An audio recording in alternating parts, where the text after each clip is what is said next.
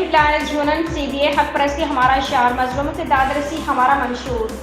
KD employees union CBA MQM Pakistan کے سرپرستی اعلیٰ یونٹ انچارج سید عمران حسین جعفری کی ہدایت پر ریکارڈ روم سے منسلک ملازمین سے اہم میٹنگ کا انعقاد کیا گیا،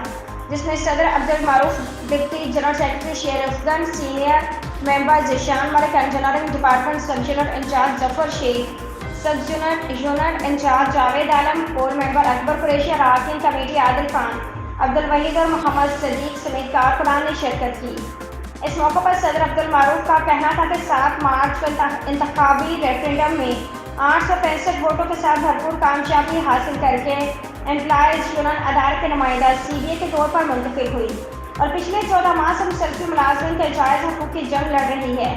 صدر عبدالمعروف کا کہنا تھا کہ اس دوران KD امپلائیز یونین نے عرصہ دراز سے بند میڈیکل سروس کو بحال کروایا، ساتھ ہی ادارہ ترقیات کراچی میں موجود کلاس 4 کے ملازمین کی وردی اور جوتوں کے بلز تک پاس کروائے،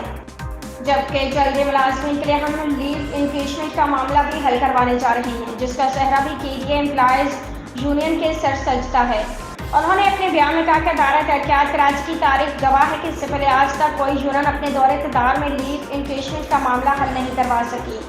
اور انشاءاللہ آئندہ آنے والے چند ماہ میں 122 نکاتی چارٹر آف ڈیمانڈ بھی منظور کروائے گی۔